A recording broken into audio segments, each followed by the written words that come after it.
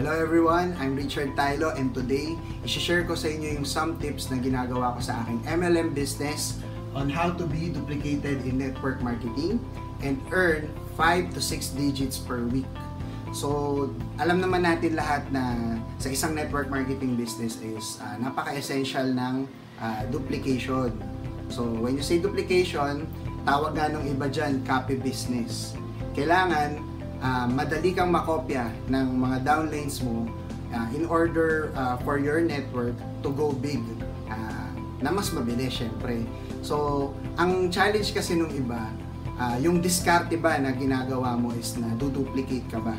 Or medyo hirap or until now, ikaw pa rin mag-isa. I'm sure maraming nakaka-relate dito sa magiging topic natin.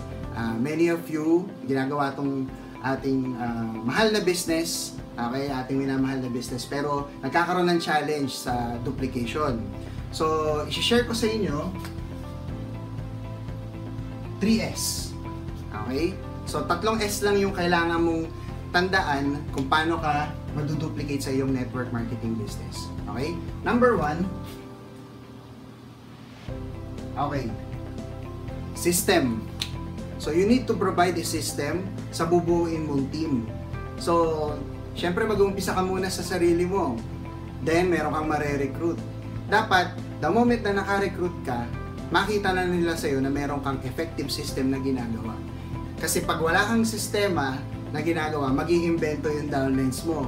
So, pag nag-imbento yung downlines mo, hindi nila nakita na kung paano ka nagma-market, kung paano mo ginagawa yung business. So, iba-iba kayo ng galaw. So, walang synergy na nangyayari. So, dapat you have an effective system. Kumbaga, nakita na nila sa'yo na effective yung ginagawa mo, kaya lumalaki yung network mo. So, yun yung number 1. Para meron din silang pina-follow.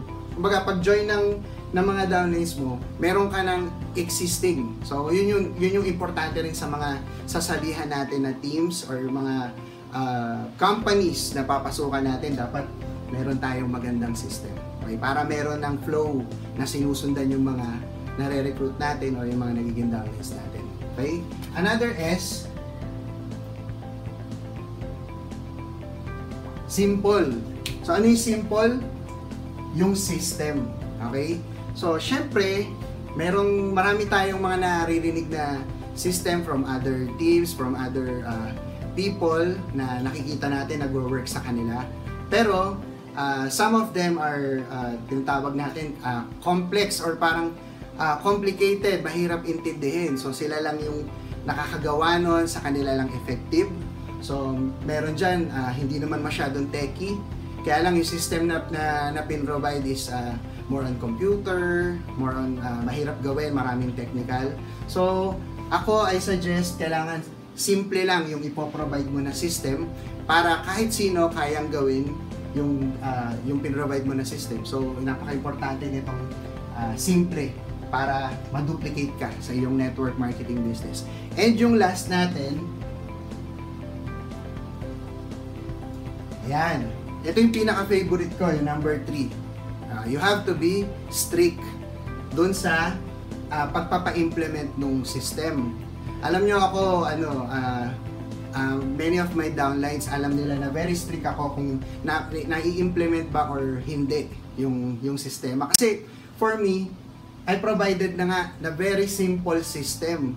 So kung titingnan nyo maigi, simple na nga siya, then hindi pa natin ma-implement. So there's something na siguro sa attitude nung tao na sumali. So pag ganun, ang ginagawa ko na lang, talagang minomonitor ko kung paano yung flow nung downline, kung nasang step na siya. Kasi some of my system na pinrovide sa kanila na very simple is merong steps. So 5 to 6 steps I provided them kung paano ginagawa. And napaka-effective sa amin noon. Right now, we're earning na rin na 5 to 6 digits na rin per week. And sobrang blessed kami dahil nakuha namin itong system na to na siguro some of you gusto ring malaman. You can comment naman or you can PM me pag gusto nyong malaman kung paano yung sistema namin. So, yun lang, kailangan mo lang mag-strict. You need to monitor yung movement ng mga downlinks mo, kung talagang nagagawa ba nila yung simple system na na-provide mo. So, yun lang. I hope marami kayong natutunan ngayon. I know very simple, okay? Pero yun nga yung maganda di ba?